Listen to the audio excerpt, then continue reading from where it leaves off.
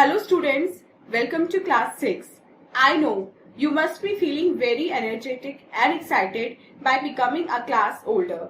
So हम भी आपके लिए कुछ लेकर आए हैं.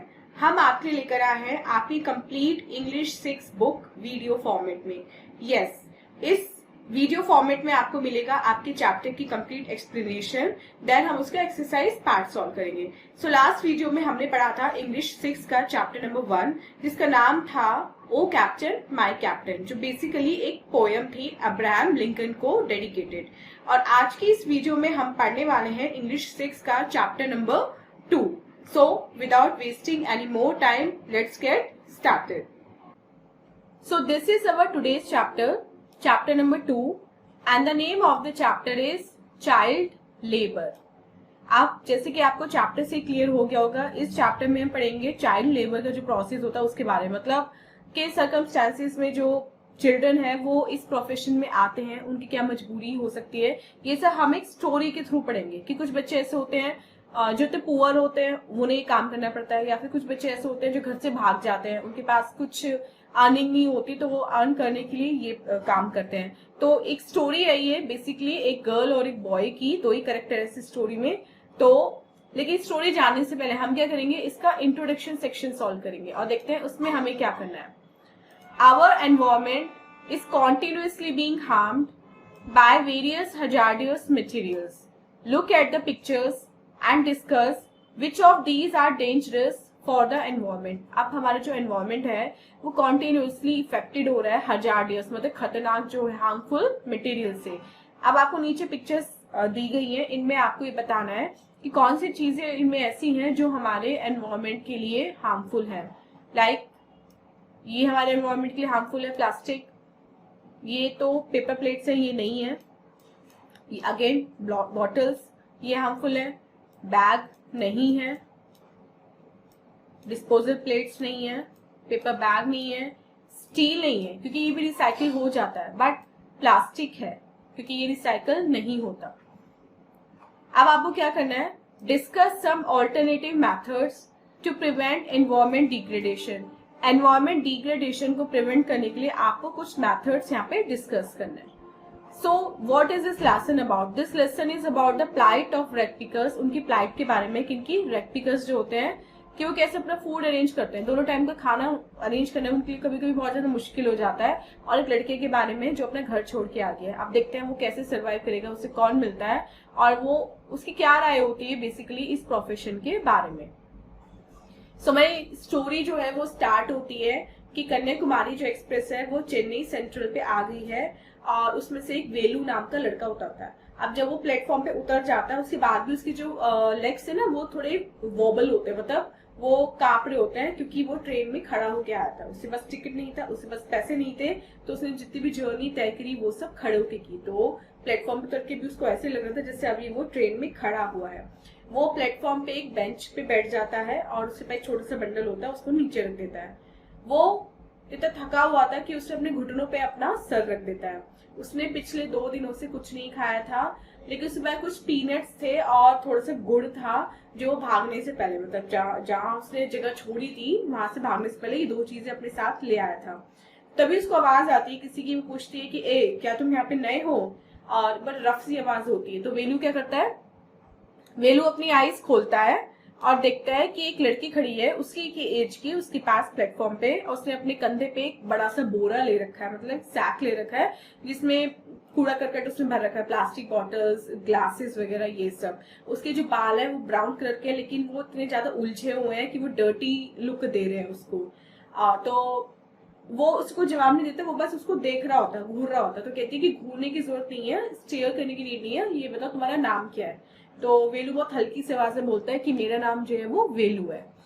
तो कहती है सो मिस्टर वेलू तुम घर से भाग के आए हो. अब वो कैसे गेस करती है, क्योंकि वेलू अकेला होता है, बहुत ज्यादा डिस्ट्रेस फील कर रहा होता है, उसमें छोटा सा बंडल होता है, लाइक आसपास उसके पेरेंट्स नहीं होते या वो वेल ऑफ फैमिली का नहीं लगता. तो वो गेस कर लेती है कि ये घर से भाग के आया है, क्योंकि हो सकता है पास्ट में उसे ऐसे कुछ बच्चे मिले हों जो घर से भागकर ही आए थे. वेलू इस बात का कोई आंसर नहीं देता. वो किसी स्ट्रेंज लड़की को क्यों बताए कि वो क्यों घर से भाग के आए, वो घर से भाग के आया भी है नहीं. लेकिन हमें यहाँ पे पता चलता है चैप्टर में कि उसके अंकल उसको डेली मारते थे, इसलिए वो घर से भाग के आ गया था। तो लड़की आगे बोलती है कि ये मत सोच रहे कि मुझे पता नहीं है, और ये जो प्लेस है वो तुम्हारे जैसे बच्चों से बिल्कुल भरा हुआ है। सो बताओ तुम यहाँ पे क्या करने के इरादे से आए हो, अमीर बनने के इरादे से आए हो? तो उसके पास बैठ जाती है और वेलू क्या करता है, उसको बैठने के लिए थोड़ी सी जगह दे देता है उस बेंच पे। अब क्या होता है स्टोरी में, लड़की ही आगे उससे बोलती है कि हंग्री, क्या तुम्हें भूख लग रही है? तो लड़की उससे कहती है कि तुम्हें यहाँ बैठ के तो फूड मिलने वाला है नहीं, मेरे साथ चलो, मैं तुम्हें कुछ खाना देती हूँ। वो अपना बोरा उठाती है, सैक उठाती है और चलने लगती है। अब वेलू सोचता है कि उसे क्या करना चाहिए। वो देखता है कि अरे वो लड़की तो भीड़ में खोने वाली है। वो फटाफट अपना माइंड मेकअप करता है और सोचता है कि यहाँ बैठने से, भूखे बैठने से तो अच्छा है कि उस लड़की के साथ जाया जाए। तो वो उसको बाहर, स्टेशन के बाहर मिल जाती है फाइनली, और वो उसके साथ चलने लगता है। अब उसको रोड क्रॉस करने में बड़ी हेजिटेशन होती है, लेकिन जो लड़की है शायद उसका रोज का काम था ऐसे रोड क्रॉस करना, तो 1 मिनट में रोड क्रॉस कर लेती है, उसको भी करवा देती है। लेकिन वेलू क्या करता है, वो कभी इधर से ट्रैफिक जो आता है उसकी वेट कर रहा होता है निकलने की, कभी उधर से ट्रैफिक आता है, वो जल्दी से रोड क्रॉस नहीं कर पाता, लेकिन वो लड़की उसे अपने साथ ले जाती है और रोड क्रॉस करवा देती है। फिर उससे पूछते कि तुम्हें क्या लग रहा था, तुम क्या करोगे, तो टाइम क्यों लगा रहे थे? फिर वो सड़क के किनारे किनारे चलने लगते हैं, जो एक चौड़े पुल की में बदल जाती है। थोड़ी देर बाद जो सड़क है वो खत्म हो जाती है और चौड़ा सा ब्रिज आ जाता है। वो चलते रहते हैं चलते रहते हैं, और बहुत दूर उनको ना बड़ी बड़ी बिल्डिंग्स दिखाई देती है। मतलब जो ब्रिज है उसके थोड़ी दूर पे बड़ी बड़ी बिल्डिंग्स वहां पे स्टार्ट होनी शुरू हो जाती है। जब वेलू उस लड़की के पीछे चल रहा होता है तो वो लड़की एक बड़ी सी बिल्डिंग की तरफ इशारा करके बोलती है कि इस बिल्डिंग के पीछे मत जाना, वरना जीवन भर सलाखें गिनते रह जाओगे।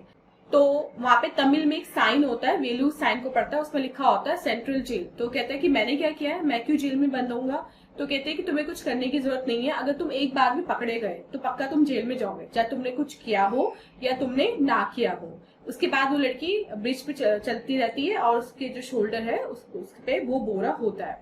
अब उससे पूछता है वेलू, फर्स्ट टाइम उससे कुछ पूछता है कि तुम्हारे सैक में क्या है? वो कहती है इसमें चीजें हैं, लाइक बॉटल्स है, पेपर है, प्लास्टिक है, ये सब है।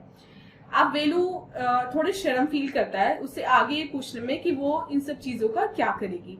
उसके बाद आगे चैप्टर में हमें पता चलता है कि जो सूरज है वो छिपने वाला होता है और वेलू नंगे पैर चल रहा होता है, लेकिन जो गर्मी है वो अभी भी इतनी होती है कि उसके जो पैर हैं वो जलने लगते हैं। लगभग 1 घंटे चलने के बाद वो फाइनली एक बड़ी बिल्डिंग के आगे रुकते हैं, और उस बिल्डिंग पे क्या लिखा होता है? उस बिल्डिंग पे लिखा होता है श्री राजा राजेश्वरी प्रसन्न कल्याणम मंडपम, और तमिल में जो कल्याणम सेरेमनी बोलते हैं वो शादी की सेरेमनी को बोलते हैं। तो वेलू कहते हैं कि हम यहाँ पे खाना खाने वाले हैं, मतलब वो जो शादी का फंक्शन होता है वहाँ बहुत लोग खाना खा रहे होते हैं। तो वेलू उस लड़की से पूछते हैं कि क्या हम यहाँ पे खाना खाने वाले हैं? सो वो लड़की उससे आगे कहती है कि तुम कुछ ज्यादा ही हाई होप्स नहीं है तुम्हारी, मतलब कुछ ज्यादा ही ऊंचा नहीं सोच रहे हो? तो वो उसको क्या करती है, साइड में ले जाती है, जो बिल्डिंग है तो उसी साइड में ले जाती है। वहां पे बहुत बड़ा गार्बेज का, कूड़े का बिन होता है, मतलब एक बहुत बड़ा डस्टबिन रखा होता है जिसमें जो प्लेट्स होती है उनमें बचा कुचा खाना होता है। तो वेलू सोचता है कि क्या हम लोगों का बचा कुचा खाना खाने वाले हैं? तभी वो लड़की क्या करती है, उसमें से खाने में से एक स्क्वैशी मतलब बहुत ज्यादा पका हुआ जो होता है ना, ब्लैक कलर का जो हो जाता है बनाना, बहुत सॉफ्ट सा हम लोग खाते नहीं है, वो उठा के वेलू की तरफ उछालती है। अब वेलू क्या करता है आगे वो हम पढ़ते हैं। अब वेलू को शौक लग जाता है देख के कि क्या वो कूड़े में से एक सड़ा सा बनाना उठा के खाएगा। तो कहते हैं कि हम इनका बचा कुचा खाने वाले हैं। तो लड़की कहती है कि नहीं, हम झूठा खाना नहीं खाएंगे, मैं केवल वो खाना लेती हूँ, वो खाना चूज करती हूँ डस्टबिन में से जो अनटच्ड होता है, मतलब किसी का झूठा नहीं होता। लाइक वो बनाना है, वो सड़ गया इसलिए उन्होंने फेंक दिया, लेकिन वो झूठा नहीं है, तो मैं ऐसे खाना प्रेफर करती हूँ जो झूठा ना हो। तो फिर वो उसकी तरफ एक बड़ा फेंकती है बचा हुआ। अब वेलू क्या करता है, उसकी तरफ बड़ी ना ऐसी अजीब सी नजरों से दिखता है। तो कहती है कि चुपचाप खा लो, अगर नहीं है तुम्हारे पास तो जब तुम कमाने लगोगे उसके बाद अपनी मनपसंद का खाना खाना, फिलहाल भूखे रहने से अच्छा है कि तुम इसको ही खा लो। अब वेलू को ना बड़ी हेजिटेशन होती है वो खाने में, क्योंकि उसको आदत नहीं होती ये सब खाने की, लेकिन उसका जो भूखा पेट है वो उसे कह रहा होता है कि भाई जो मिल रहा है एटलीस्ट उसी को ही खा लो। तो बड़ी मुश्किल से जो बनाना है उसको अपने गले के नीचे उतारता है और बड़ा खाता है। उसको अभी भी 10 गुना ज्यादा भूख लग रही होती है, लेकिन एक और बनाना मिलता है उस लड़की को उस बिन में से, और वो खुद खा लेती है। तो वो कहते हैं कि हम ना जल्दी आ गए हैं, अभी तो सिर्फ इन लोगों का ब्रेकफास्ट हुआ है और हमें तो एटलीस्ट लंच फिनिश होने तक यहाँ पे रुकना पड़ेगा, लेकिन मुझे काम है इसलिए मुझे जाना है।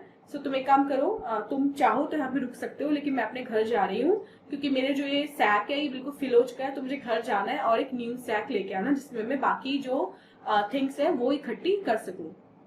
अब वेनू को टेंशन हो जाती है कि अगर वो लड़की उसे छोड़ गई तो क्या करेगा, उसे कुछ आइडिया नहीं है, तब शहर में वो कहाँ जाएगा, कहाँ रहेगा। तो क्या करता है, वो उसके पीछे पीछे भागने लगता है। वो रुकती है और वेलू को देख के पूछती है कि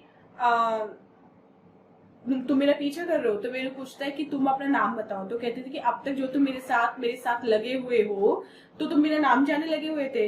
बाय द वे मेरा नाम जया है। तो वो कहता है क्या मैं तुम्हारे साथ आ सकता हूँ। तो वो कहती है हाँ आ जाओ, वैसे भी बैग फुल है, मुझे घर से दूसरा बैग लाना है, तो तुम भी मेरी हेल्प करा देना। फिर जया और वेलू क्या करते हैं, चलने लगते हैं और आधे घंटे तक फिर वो सड़क के किनारे किनारे चलते हैं। तब तक चलते हैं जब तक जो ब्रिज है उसके किनारे पे जो गंदे से पानी की जो नदी सी बह रही होती है वहां पे आ जाते हैं। और वहां पे एक कैनाल होती है, मतलब छोटी सी कैनाल होती है, नहर जिसे बोलते हैं। तो बताती है कि ये बंकिंगम कैनाल है। तो वेलू कहता है ये कैनाल है, कैनाल में तो फ्रेश वाटर होता है, ये तो सबसे ज्यादा काला पानी है पूरे शहर का, जैसे गंदगी इसी कैनाल में आ गई हो। उसके बाद कच्चे पक्के रास्ते से होते हुए वो अजीब व गरीब ढंग से बनी झोपड़ियों की तरफ जाते हैं। वो उन झोपड़े किस मटेरियल की बनी थी, कोई मेटल शीट की बनी हुई थी, टायर्स टंगे हुए थे वहां पे, ब्रिक की बनी थी, वुड की बनी थी या प्लास्टिक की बनी थी। पता लगता है कि बस रातों रात उस स्ट्रक्चर को खड़ा किया गया था। कोई भी बनाने का पैटर्न या कुछ ढंग का जो एक सिमेट्री होती है वो उन हर्ट्स को बनाने में फॉलो नहीं की गई थी। अब जया उनमें से एक जो हट होती है उसमें चली जाती है, वहां पे अपना जो सैक होता है भरा हुआ उसको फेंक देती है और एक खाली वाला सैक लेके बाहर आ जाती है। और वो वेलू से कहती है कि चलो।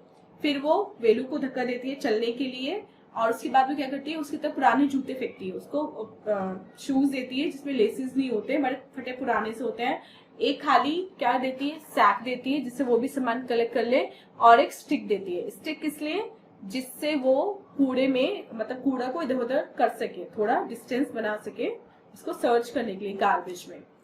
तो वेलू कहता है, वेलू को बड़ा अजीब से लगता है कि क्या वो ये काम करेगा, मतलब अब उसे रैक पिकर बनना पड़ेगा, ऐसी चीजें इकट्ठी करनी पड़ेंगी, क्योंकि उसे तो इन सब चीजों का एक्सपीरियंस नहीं था। वो तो जहाँ पे रहता था वहां पे वो एक जमींदार की खेत पे काम करता था। तो उसे पूछता है कि यहाँ पे आसपास क्या खेत नहीं है।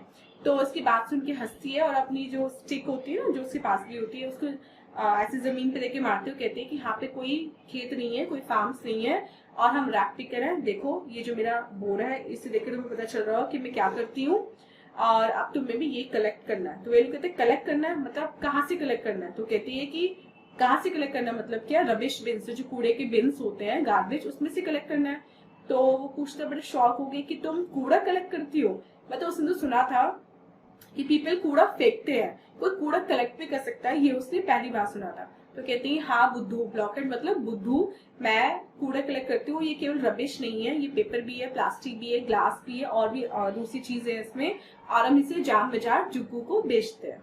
अब वेलू पूछता है कि जाम बाजार जुग्गू कौन है और वो ये सब क्यों खरीदता है। तो कहती है कि जाम बाजार जुग्गू क्या करता है, ये सब कूड़ा हमसे खरीद के इसको फैक्ट्री में बेच देता है। और चलो जल्दी करो, मेरे पास तुम्हें ना फालतू चीजें एक्सप्लेन करने का टाइम बिल्कुल नहीं, मुझे दोबारा काम पे जाना है। अब वेलू हिलता नहीं है क्योंकि वो इस नई जगह पे इसलिए नहीं आया कि वो जाके गार्बेज को सर्च करेगा और वो गार्बेज को कलेक्ट करेगा। तो जया कहती है, वो उसको अपनी डंडी थोड़ी चुबाती है, कहती है कि चलो यहाँ से चलो, और अगर हमसे पहले कोई वहां पहुंच गया तो हमें कुछ नहीं मिलेगा फिर गार्बेज में, इसलिए हमें जल्दी जाना है गार्बेज के बिन की तरफ, जो लैंडफिल होती है वहां पे जल्दी जाना है और खड़े मत रहो, मेरे साथ फटाफट आओ। तो वेलू क्या करता है, ऐसे अपना सर खुजाता है, सोचता है कि मैं कहाँ आ गया, मैंने क्यों अपना घर छोड़ा, अच्छी खासी मैं वहां खेतों पे नौकरी कर रहा था। तो वो सोचता है चलो कोई बात नहीं, जब तक मुझे कोई अच्छी जॉब नहीं मिलती तब तक मैं ये काम कर लेता हूँ। सो स्टूडेंट्स, ये थी आपकी चैप्टर की एक्सप्लेनेशन, और इस चैप्टर में आपने अब तक आपको ये समझ में आया होगा कि वेलू की प्लाइट आपने समझी कि वो कितनी उम्मीदें लेकर, कितनी आशाएं लेकर अपना घर छोड़ के दूसरी सिटी में आया था, ये सोच के कि वो बेटर जॉब करेगा। लेकिन जब उसने सिटी में देखा उसे कहीं जॉब नहीं मिली तो उसको फाइनली क्या बनना पड़ा, रैक पिकर बनना पड़ा, एक गार्बेज कलेक्टर बनना पड़ा, क्योंकि ये जॉब उसको इजी लगी। लेकिन तब भी उसने उम्मीद नहीं छोड़ी और उसने ये कोशिश अपने माइंड में रखी कि वो एक दिन एक बेटर जॉब हासिल करेगा और इस प्रोफेशन को छोड़ देगा। अब चलते हैं इसके एक्सरसाइज पार्ट की तरफ और देखते हैं एक्सरसाइज में हमें क्या करना है। यहाँ पे आपको एक फ्लो चार्ट दिया हुआ है, अब आपको क्या करना है, complete the flow chart with the events in the story. इस फ्लो चार्ट को आपको कंप्लीट करना है कि जैसे जैसे स्टोरी में जो जो हुआ वो आपको यहाँ पे लिखना है। सो ये आपने जैसे चैप्टर समझ लिया है, एक बार आप दोबारा चैप्टर पढ़ के इसको आप फिल कर लेना। So this was your video. I hope आपको एक्सप्लेनेशन अच्छे से समझ में आ गई है। अब मिलते हैं अपने नेक्स्ट वीडियो में इससे नेक्स्ट चैप्टर की एक्सप्लेनेशन के साथ। Till then take care, bye bye.